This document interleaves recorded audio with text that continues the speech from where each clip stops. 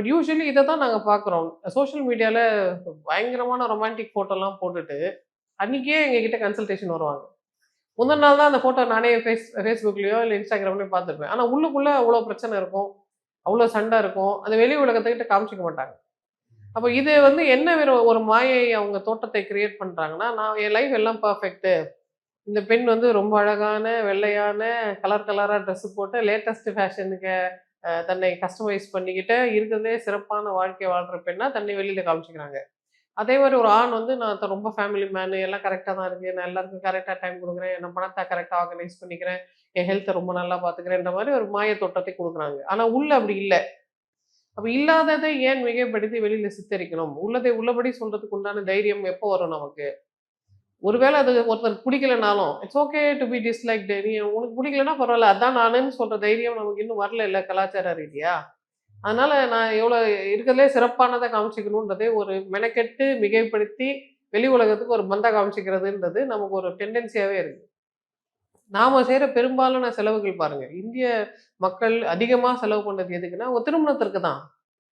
திருமணத்துக்கு ஏன் இவ்வளோ செலவு பண்றீங்க? அதுக்கு ஏன் சீட்ட போட்டு காச வட்டிக்கு வாங்கி, வந்தாவா கல்யாணம் பண்ணி, அப்புறம் 10 வருஷத்துக்கு உட்காந்து இஎம்ஐ ஏன் அடைக்கிறீங்க? உங்களுக்கு ஏன் அதுல என்ன கிடைக்குது அப்டின்னா, வெளி உலகத்துக்கு காமிச்சுக்கிறோம். நாங்க எவ்வளோ பெரிய ஸ்டேட்டஸ் தெரியுமா? எவ்வளோ பந்தாவா கல்யாணம் பண்ணாங்க. இந்த ஏரியாலயே யாரும் செய்யாத மாரி கல்யாணம் பண்ணணுன்ற மாரி ஒரு ஆட்டிட்யூட் இருக்கு பாருங்க. அது பணக்காரர்கள்கிட்டயும் இருக்கு, ஏழைகள்கிட்டயும் இருக்கு. எதுக்கு இப்படி பண்ணணும்? வெளி உலகத்துக்கு காமிச்சுக்கிறதுக்கு எதுக்கு ஒரு வாழ்க்கை? அப்டின்ற அந்த எளிமைய பத்தின ஒரு ஒரு ஒரு ஆசை யாருக்குமே இல்லன்றது கொஞ்சம் வருத்தத்துக்குரிய விஷயம் தான். பட் அதை திரும்ப திரும்ப நம்ம சோஷியல் மீடியால ஹைப் குடுத்து அந்த தேவையில்லாத ஆரோக்கியமற்ற போக்க நம்மளே வளர்த்து விடக்கூடாது. எல்லாத்துலயும் நம்ம மினிமலிசம் சொல்லும்போது, இதுலயும் ஒரு மினிமலிசம் இருக்கணும்ல.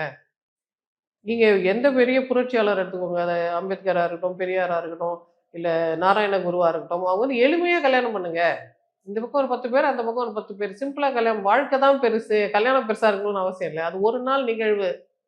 அதற்கப்புறம் அத்தனை ஆண்டுகள் இருக்கு. அப்ப நீங்க நல்லபடியா அந்த கல்யாணத்த கொண்டு போறதுக்கு உண்டான வித்தைகளை கத்துக்கோங்க. ஜஸ்ட் செலவு மட்டும் பண்ணி உலகத்துக்கு ஃபோட்டோ எடுத்து எடுத்து காட்டாதீங்கன்றது தானே விஷயம். அது முக்கியம் இல்லன்றீங்க. அது முக்கியம் இல்லை. ஆனா இப்ப அதுதான் நடந்துட்டு இருக்கு. அது டிவோர்ஸ கூட ஃபோட்டோ எடுத்து காட்டிக்கிறாங்க. நாங்க எப்படி சண்டை போட்டு டிவோர்ஸ் பண்ணுவோம் தெரியுமா? எல்லாரும் தெரிஞ்சுக்கோங்க. நாங்க அப்படி டிவோர்ஸ் பண்ணுவோம்னு காமிச்சுக்கிறாங்க. நீங்க தயவு செய்து கல்யாணத்தையும் காமிச்சுக்காதீங்க, டிவோர்ஸையும் காமிச்சுக்காதீங்க. குவைட்டா போய் வாழுங்க. அதுல பிரச்சனை வந்து அத சொல்லுங்க. நாங்க இந்த பிரச்சனைய இப்படி ஜெயிச்சோம். இப்படி ஓவர் கம் பண்ணி வந்தோம். நீங்களும் இந்த ஐடியாவ ஃபாலோ அப்படி சொல்லுங்க. அது சொல்ல மாட்டாங்க. பிரச்சனை வரும்போது, அது நம்ம சப்போர்ட் வேணும்னா தான் வெளில சொல்றாங்க. இல்லன்னா அவங்க வந்து இந்த மாய தோற்றத்த தான் நமக்கும் விக்க ட்ரை பண்றாங்க.